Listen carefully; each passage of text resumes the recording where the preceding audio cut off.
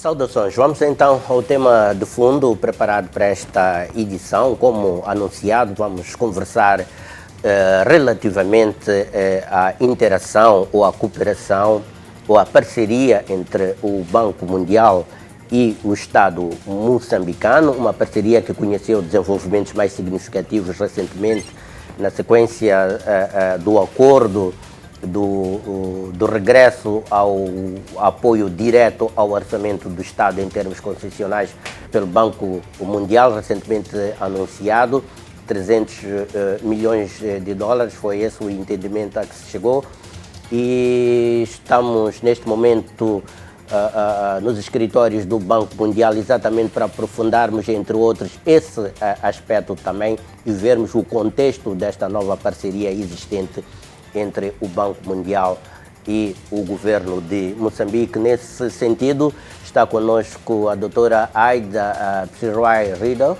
que é a diretora do Banco Mundial para Moçambique, que cobre também Comores, Maurícias e Seychelles. Queria só deixar aqui uma ressalva e pedir também a vossa compreensão, porque vamos conduzir esta entrevista em língua inglesa. A senhora Aida ainda não está propriamente confortável em se expressar em termos de entrevista em português, pelo que peço esta anuência da vossa parte e que consigam seguir através da tradução direta que iremos fazer. Ms. Aida, thank you for having us here and accepting to give us this your premiere interview. I think Yes. In this term for our local media, and I will start for the most recent developments with regarding the partnership between the World Bank and Mozambican government. That this agreement that is signalizing the return of the World Bank to support the budget, government budget. What is the meaning of this for World Bank, in fact? So first of all, I would like to thank you for giving us this opportunity. Really, I think it's fantastic for us to be able to communicate what the World Bank is doing, but also to share, and hopefully after this we can also hear from others what they think about what we are doing. Let me say that the World Bank has been in this country working since 1984, so we have a long relationship with Mozambique. It's a long story. And the budget support that you talk about was really one of those milestones that the World Bank has been very happy to be a part of in terms of supporting the government to get to that point. What does it mean? You'll remember that after the hidden debts, the World Bank stopped doing budget support, as did many of the other development partners. And a lot of it was linked to the need to stop and focus on transparency, governance, and debt management. How to bring all of this together to make sure you don't have a similar situation in the future. So us coming in now means that there is a lot of comfort in what the government has done to prepare the environment so that the institutions can actually better manage such a risk in the future. What do we hope will happen? We hope that other development partners will come to the table to start supporting the government. But we think this is also a very strong signal to the markets to say Mozambique is ready again to be supported on the budget support and to be able to go back to the markets with better ratings in the future to actually get better financing terms. So I realize that World Bank is feeling confident this time these things will work out in terms of transparency and efficiency of using the funds allocated by World Bank.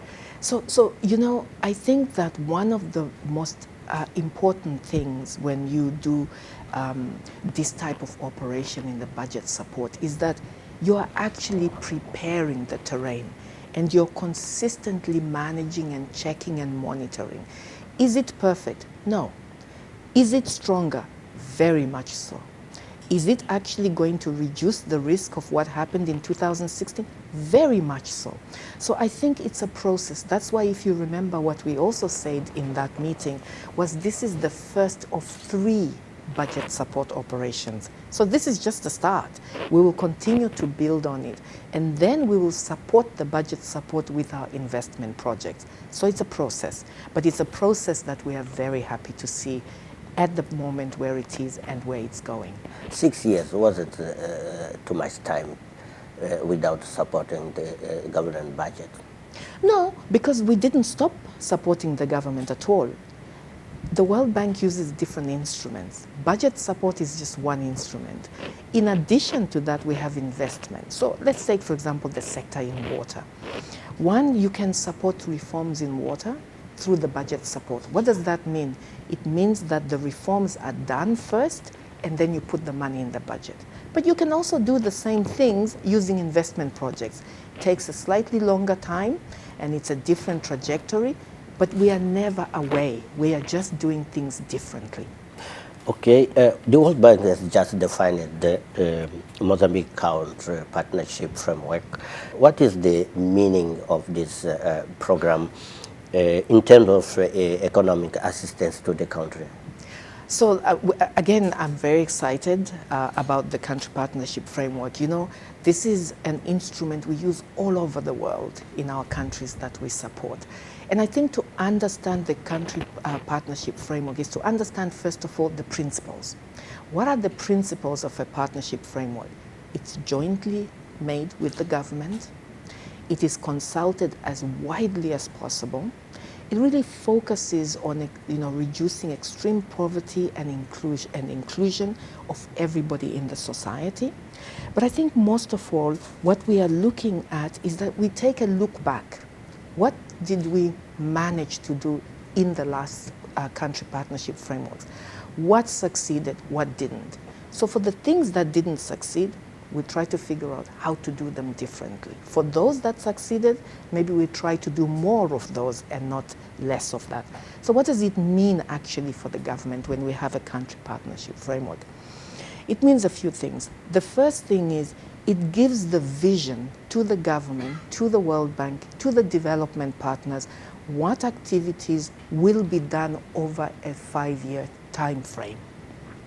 It also gives a sense of achievements that need to happen in that time frame. So in addition to putting the money, we are also monitoring and we are adjusting as we go along. So it's a really important framework. Don't forget also that this framework is very much linked to the government's 5-year plan itself, and to the ENDE, and to many other sector reforms. So it's really an accumulation of knowledge and activities that come from a wide range of the government's portfolio. And then it looks and says, okay, we need to make priorities. What are we going to be good at that we should finance and lead, and what can other partners bring to the table? So it is a partnership. That's why we call it a partnership. It's more than just the bank or the government. So, and then with regard with the country context and the recent developments, we talked a little bit at the beginning of our interview about that. What is the World Bank vision with the Mozambique Country Partnership Framework? So I think before I kind of even talk about the vision itself, a couple of things that I want to talk about. One, which is, when we look at the country partnership framework, we are sort of thinking, what's changed from the last time we had a partnership framework? What stayed the same? And then when we have that information, we say, how do we move forward? So let me give a few elements of what I think has changed since the previous. One is the insurgency in the north became much more than when we did our last partnership framework. There's been an intensity in cyclones. I mean, anybody and everybody sees what's been happening. COVID-19 came in. We now have the Ukraine crisis. Everybody is really feeling it in terms of the governments all over the world. But for Mozambique, what matters is, how do you use these new things and really work on them? What did we take from the last one? We know we need to still work on institutions. We know we still need to build resilience of the government to manage shocks, including people to manage shocks. The macroeconomic, that's where we started. You asked, what happened with the budget support? The budget support signals that the macroeconomic framework of the country is in good shape. If it is not, we cannot give budget support. So the idea is then to say, we know all of these elements, where do we want to go? And if you look at our country partnership framework right now, we are looking at three main things. One is the macroeconomic framework, as we talked about, and resilience. The other is how do we get more growth in the economy. The growth has slowed down a lot, but we never take our eyes off the issues of poverty and inclusion. So it's a big bucket that then gets drilled down to the actual activities at the end of the day. And what is the Trojans of this new World Bank program? The public opinion have been waiting for so long time for this return to the normal framework between World Bank and the Mozambican government, the Mozambican society as well, I can say. So what are the priority areas of this program? So let me say that, yes, the World Bank stopped giving budget support, but our relationship stayed very strong with Mozambique. It's never stopped. No, and this is a relationship we treasure a lot, and we continue to want to look at it. And let me also put an aside. You know, we often hear that the World Bank is financing a regime. It's really important to understand how the World Bank works. And I think this is a very good opportunity for me to mention this. What the World Bank does is that we finance through governments all over the world. There is no exception to the way we manage the financing. The second thing is that we've been here since 1984. We've never stopped financing a single government since 1984. We have maintained our relationship. Why? There's one very simple reason. For the bank, what is most important for us is our finances work and deliver for the people in Mozambique, right? It's the people we try to get to. That's why I mentioned earlier the importance of institutions being strong. So what are the risks going forward? I'll mention a few. I think the most important risk for us that I see personally also is the demographic dividend in Mozambique. There is a huge population of young in Mozambique. And young people mean two things. One is that it means a lot of young people are having children very early. But it also means that you have a lot of children who are entering the school age, and there is no way the services can match the entrance into school. It also means that young women are no longer working in the labor workforce, right? Because they have to be looking after children. But because these families then tend to be poorer, it means that these children are also not doing well. They have malnutrition, they have a lot of other health issues. And I think that unless somehow the number of children born comes down a little bit, it's going to be very difficult to actually get ahead of the problem in Mozambique. How do you help the government to address this? I think, you know, people sometimes jump to the conclusion you need to tell everybody to. No, it's a process. Why is it a process? If we can keep young girls at school, they're not going to get married until they finish school. If we can give young girls potential to go and work, we can create services for them and jobs, they're not going to get married until they're ready. If we can create opportunities for the youth in general, the youth will have a lot of things that they need to focus on to become productive members of society. This is why it is so important to get ahead of the demographic dividend to create these opportunities. And there is no way we can do that without addressing this key issue. But a couple of other things that I think are also really important to watch that we see as risks, right? It's how quickly the institutions become strong. And why do I talk about this? You know, when you do reforms, you need institutions that implement the reforms so that the reforms matter and the reforms deliver results. The strength of the institution is almost directly proportional to the impact and the outcome you're going to get.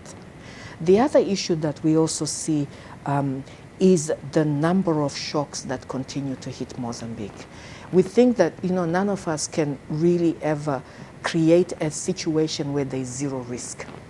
So the question is, how quickly can we how quickly can we create a response system and resilience in the government and also in the people? So what does that mean in terms of our priorities?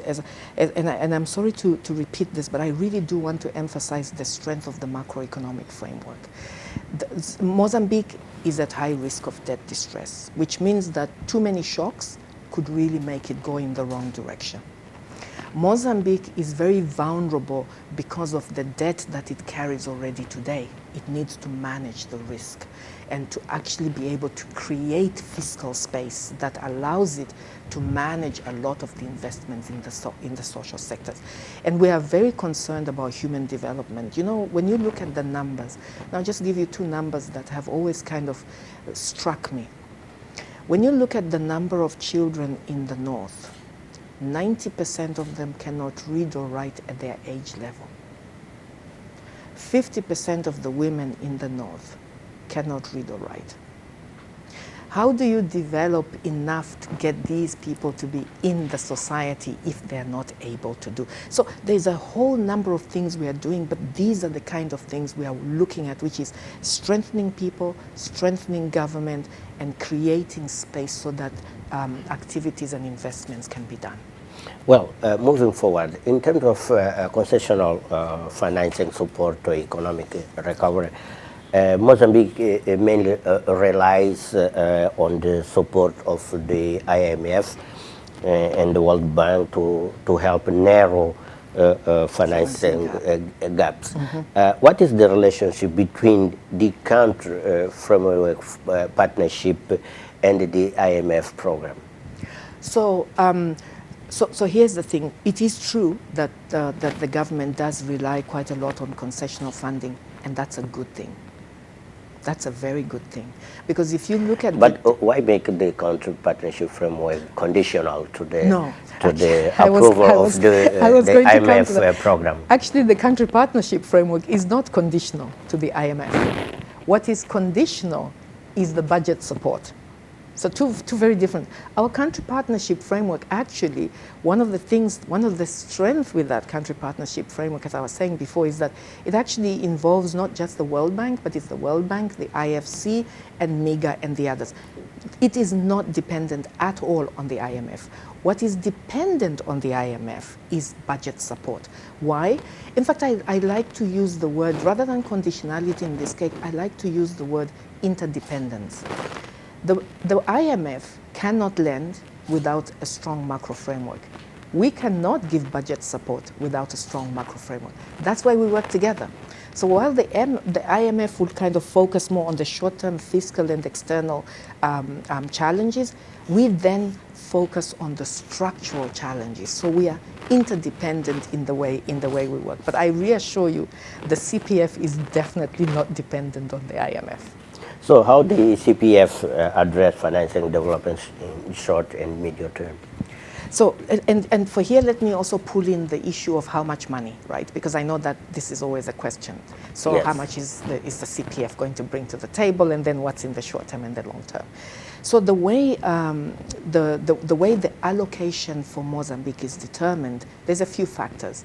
One, and these factors affect all the countries we work on, right? The first factor is that it depends on the IDA replenishment. You know that the IDA fund itself is dependent on what donors put in the IDA. So if it's less, everybody gets less. If it's more, everybody gets a little bit more. The second very, very, very, very important factor in what Mozambique gets is what we call the CPIA. That's the country. I need to always have the country performance institutional assessment. And it's really important why institutional. Because this CPIA gives a rating. Every country is rated that depends on IDA. It is rated on the strength of its institutions, on the strength of its policies, to deliver and make the money they get work, and for the reduction of extreme poverty. This is really important. The higher the rating, the more the money. The lower the rating, the lower the money. At the same time, Mozambique is actually eligible to a number of different other windows. Just depends on their ability to get financing from those windows. Let me give you an example of one window which we call the Prevention and Resilience Allocation. Last fiscal year, Mozambique was able to get an additional $700 million. What does that actually mean? It means that when they get their usual allocation, this is a bump up to allow them to get the financing. The third thing that I want to put before I talk about the short term, these figures will change as we go into the future. Now is a good moment for Mozambique to attract as much concessional funding as it gets because, and we all want this to happen, Mozambique will grow, their GDP will grow, and they will no longer be eligible for these very low concessional funding or even the low rates of lending, of borrowing that they have. So what does this mean in the short term? Today, on the books, the World Bank has about $5.1 billion committed. And I say committed because it's important to explain. A commitment is not the same as a disbursement. So this money is in about 37 projects, and these projects go from 0 months to 6 or 7 years. This money is going to stretch over that length of time. And remember I said I was going to say a little bit about the fact that it said that the bank is putting a lot of money. When you calculate that this 5.1 billion has to stretch over 6 or 7 years, you see how small the amount of money is? Yes. Compared to what you need to deliver and to develop the country, that's the key. So then what we are doing in the CPF is to prioritize so that we have a good sense of how do we finance over time and how do we finance which activities to give the maximum benefit. How aligned is the CPF with the national strategy of development that's running for with the government? Very aligned. So the strategy for the government talks about transformational activities. It talks about growth, and it talks about sort of improving the livelihoods of people. And our strategy is exactly the same. We do the macroeconomic stability, so there's more money for the government to spend, and so therefore it can actually deliver for the people. We invest in infrastructure so that people can actually have a better standard of living. So they're exceedingly linked, and we always make sure that it links not only to the national strategy, but it also links to sector strategies, because you don't want to go into, for example, agriculture and not understand what the strategy is for agriculture. Sometimes the strategies don't exist, so we work collaboratively with the sector to create the strategy, and then we fund the activities. So in the short term, we expect to continue to put money, and you wanted the figures. It fluctuates, anything between $700 to $900 million a year. It can get to $1 billion if they're able to tap other windows. But again, as I say, it's not the absolute number that matters here. It's the fact that there's many different windows that they can tap going forward. In terms of operationalization, the CPF adopt a project approach or the budget support approach? Well, we like to have we'd like to have many different approaches. So we like to have budget support, we like to have investments. But the investments themselves, the investment projects also have other different ways in which the money can be dispersed. So let me give a couple of examples. So we have what we call a P4, that's a program for result. The way we implement that is that it actually has, in certain cases, results that the government needs to do at a reform level, which is very specific for the sector. When that reform is done, the money goes back to Treasury, almost like a small budget support. Then you have other activities where we pay once the activity has been done, and that is actually the regular, we reimburse the ministry. Or we implement the project year by year in the normal way. Why is it important to have different instruments and to have projects over a lot of time? Because you need to keep the cash flow going. You can imagine if you gave everything in 1 year, then what happens in the following years, right? So we try to make sure that it smooths out and you don't have it's not a matter of trust. There's trust. Of course, you should always trust your client and your partner, right? I mean, for sure, that's 100%. But we also, both sides, we have measures to make sure that what we are investing in actually is happening. So we do a lot of joint supervision missions. But also allow me to plug in one thing here. At the back of every single one of our projects, there's a phone number and there's an email.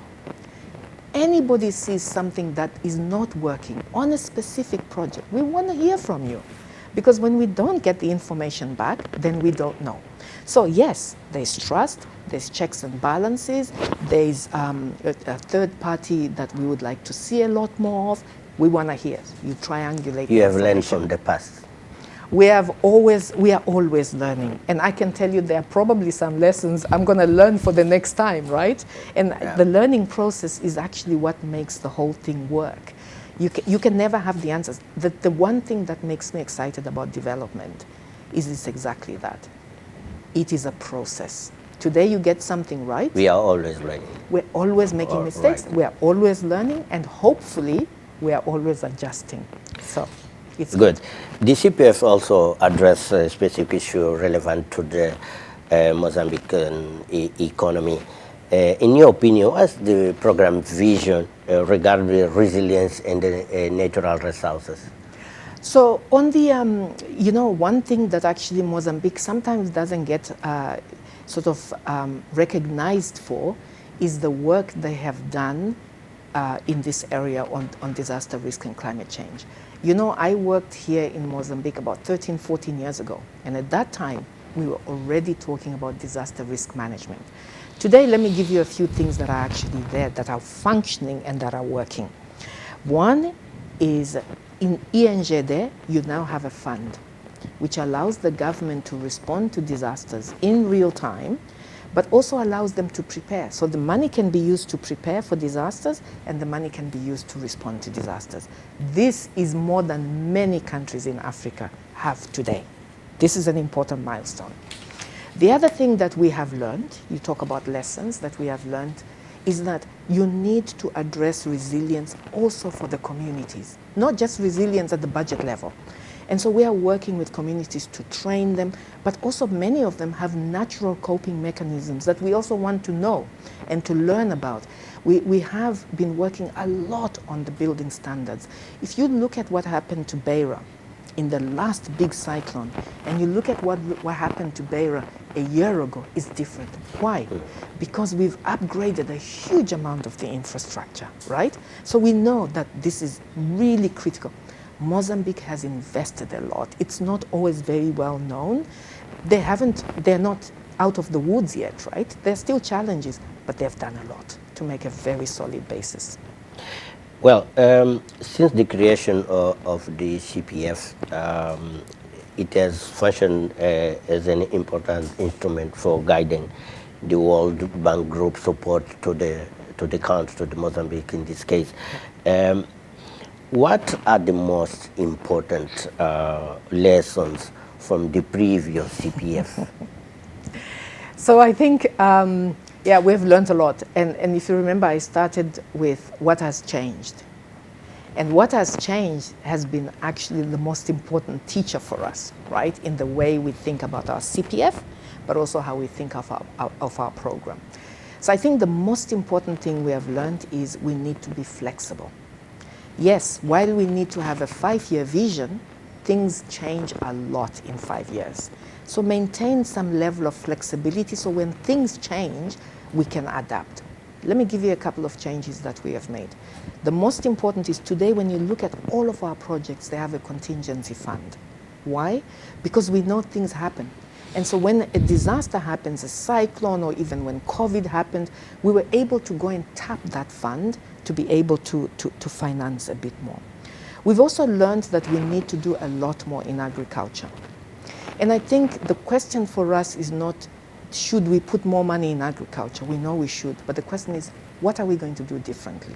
Agriculture is such a potential for this country, but still needs a long way to go. We think that it's important to create value chains. But for real value chains to work, a farmer needs to be able to take their product to the market. So we need to think about secondary roads. We need to get the private sector to come to the table to support and to work with the communities, otherwise it's not going to work. But most importantly, we need to develop extension services. Without extension services, you actually are not sharing the information in real time. We've also learned, as I was saying earlier, that institutions need to be stronger. The first and foremost responder to any crisis is the institutions. The question is, are they able to? Some yes, some not. And this is where the effort really has got to go. And the last one is what I was saying to you about the page, the last sentence in all our projects, which is the feedback mechanism. We are learning that it's really important that there's a strong feedback mechanism from the people who are benefiting, from people who are affected, and we would like to use all sorts of different ways of doing it. Third-party monitoring, including also sourcing information directly from people. But the point here is that we want to be very open and we want to hear the good, the bad, whatever the information is, because that's the only way we are going to develop. So, and the last thing that we've learned is prioritization matters. When you have an an institutional situation which needs developing, we in the bank also only have a certain number of people. Communities meet us, talk to all of us at so many different. We don't want to create fatigue in the system. Okay. So we need to do bigger projects, but fewer. So that we can really focus, and maybe there'll be more multi-sector rather than just having agriculture. Maybe we do agriculture with more water. Efficiency, more effectiveness. Precisely. Yeah. Absolutely important. But never take our eyes off the cross-cutting themes. Gender. We need more women's empowerment. Otherwise, we are not going to get there. Climate change. This country is so vulnerable. Citizen engagement, we need people to talk to us. We need to hear from them. And we want to focus also on the private sector and public and private sector participation. If we don't do this, frankly, the amount of money that's on the table from all of us is never going to be adequate. But what does that mean? It means that the government is going to have to move out of some spaces where they are today to create room for the private sector to come in. And the very last thing that we've learned, and something we've seen over the last, is that the SOEs need work. There's huge losses that are going on today in many of the SOEs. They need reform. Believe me, these are not easy reforms. There will be winners, there will be losers, but the aggregate of doing this means everybody wins. And those tough reforms just have to get done. And I would say that's a really critical lesson for us. We are getting closer to the end of this conversation, very interesting interview, I may say. So the last question I would like to address is the idea of how the World Bank have been contributed for the transformation of the different societies, countries, where it has been supporting the development process. In case of Mozambique, what examples there are of the transformation with support and partnership of the World Bank? Thank you very much. And I will give you some elements, but let me also say that the World Bank, our strength is to leverage other development partners. So a lot of what we do with other development partners. And second of all, we don't implement projects, right? So we help the government get the financing, work out what the project will look like, what are the phasing of the project, and then the money comes. Having said that, let me outline a few things that I think many people out there will actually have a sense of. The first one is, you remember after the cyclone in Beira. Beira was completely destroyed. And the whole system of the drainage system out of Beira was a problem. We then went in with other partners and we have strengthened that whole system. When the cyclones came through last time, you saw how minimal the damage was. Another example is all of the upgrading that we've done to schools and to hospitals. Again, in the last cyclones, you will see that the effect was actually very much reduced.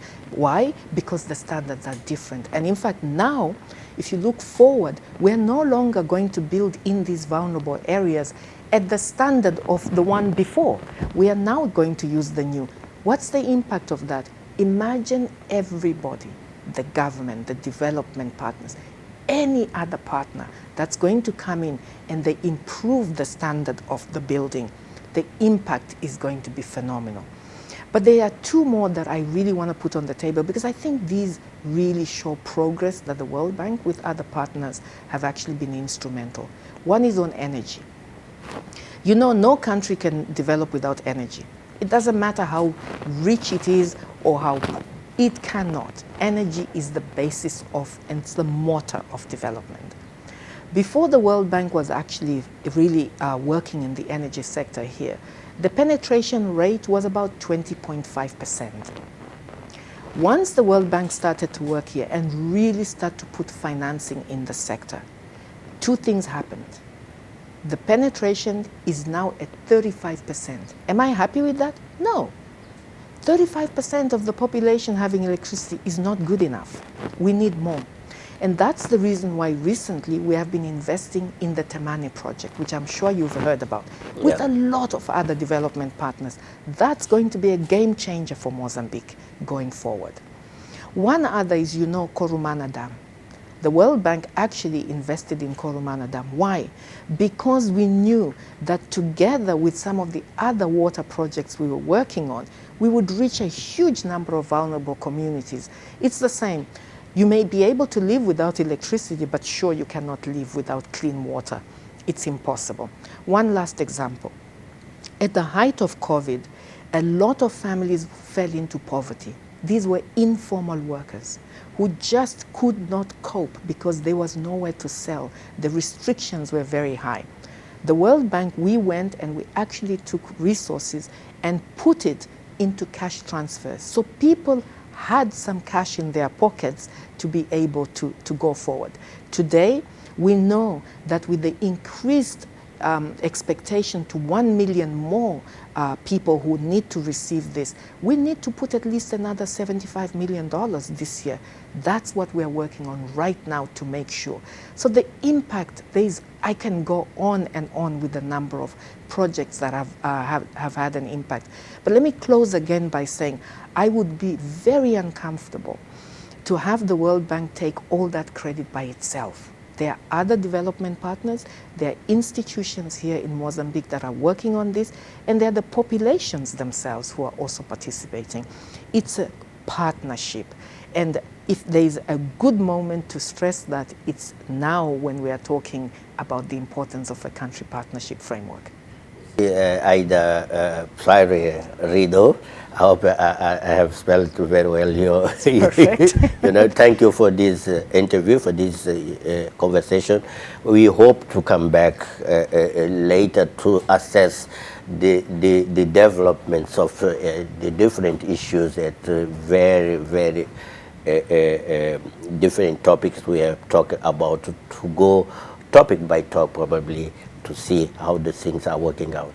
Thank you very much for this opportunity. And let me say, you will not only be welcome, you will be very welcome. We would look forward to talking to you again, and not only to have the opportunity to express a little bit more what we are doing, but your questions also tell me about what Mozambicans are thinking about, and that's very important for us. Thank you. Thank you. E fizemos assim esta entrevista de fundo, esta entrevista estruturada com a diretora do Banco Mundial para Moçambique, onde passamos em revista uma série de aspectos relativos ao novo engajamento do Banco Mundial com o país, o novo contexto do chamado parceria, o Country Partnership Framework, que é o quadro de parceria de país, que é um instrumento que o Banco Mundial usa para nortear o seu relacionamento, o seu apoio aos países, no caso vertente Moçambique, que são aspectos que iremos nas próximas ocasiões olharmos em detalhe ou no específico cada um desses tópicos no terreno para ver como é que realmente estas coisas, estes assuntos estão-se a passar efetivamente e qual o impacto que está a ter nas comunidades, nas pessoas, nas empresas, nos indivíduos e na economia no geral. Foi um prazer e obrigado por nos acompanhar. Até uma próxima oportunidade.